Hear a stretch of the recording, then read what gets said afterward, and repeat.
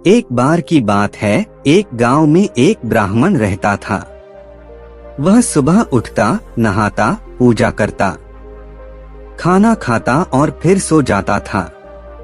उसके पास किसी भी चीज की कमी नहीं थी। एक बड़ा खेत, खाना पका कर देने वाली एक सुंदर सी पत्नी और 2 बच्चों का अच्छा परिवार था। सब कुछ होने के बाद भी ब्राह्मण के घर वाले एक बात से बहुत परेशान थे। वो बात यह थी कि ब्राह्मण बहुत आलसी था। वो कोई भी काम खुद नहीं करता था और दिन भर सोता रहता था। एक दिन बच्चों का शोर सुनकर ब्राह्मण जाग गया और उसने देखा कि उसके दरवाजे पर एक साधु महाराज आए हैं। ब्राह्मण और उसकी पत्नी ने साधु महाराज का स्वागत किया और उन्हें भोजन कराया। भोजन के बाद ब्राह्मण ने साधु की खूब सेवा की। साधु महाराज उनकी सेवा से बहुत प्रसन्न हुए और उन्हें वरदान मांगने को कहा। ब्राह्मण ने वरदान मांगा कि मुझे कोई भी काम न करना पड़े और मेरी जगह कोई और मेरा काम कर दे। तब साधु उसे वरदान में एक जिन्न देते हैं और साथ में यह भी कहते हैं कि जिन्न को हमेशा व्यस्त रखना। अगर उसे काम नहीं दिया तो वो तुम्हें खा जाएगा। वरदान पाकर ब्राह्मण मन ही मन बहुत खुश हुआ और साधु को आदर के साथ विदा किया। साधु के जाते ही वहां एक जिन्न प्रकट हुआ। पहले तो ब्राह्मण उसे देखकर डर जाता है, लेकिन जैसे ही वो ब्राह्मण से काम मांगता है तब ब्राह्मण का डर दूर हो जाता है और वो उसे पहला काम खेत जोतने का देता है। जिन्न वहां से गायब हो जाता है और ब्राह्मण की खुशी का ठिकाना नहीं रहता।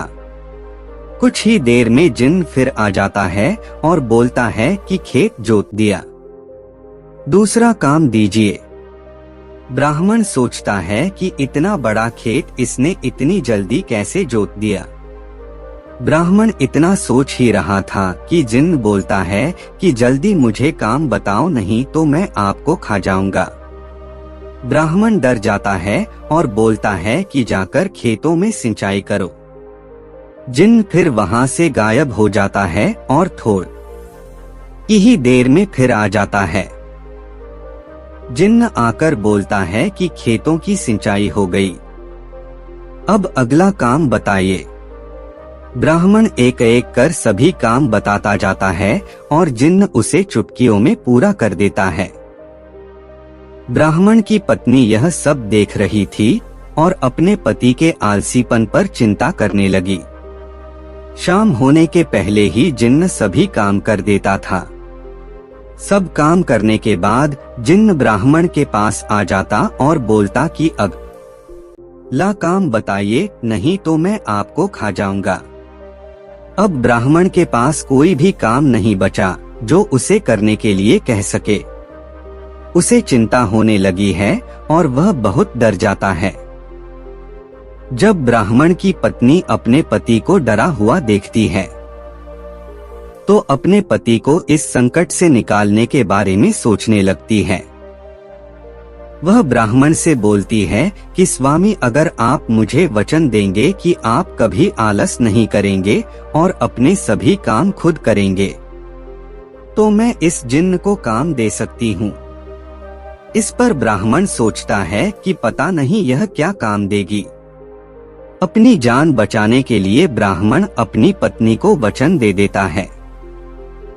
इसके बाद ब्राह्मण की पत्नी जिन्न से बोलती है कि हमारे यहाँ एक कुत्ता है, तुम जाकर उसकी पूंछ पूरी सीधी कर दो।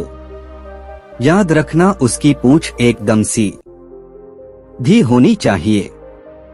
जिन्न बोलता है कि अभी यह काम कर देता हूँ।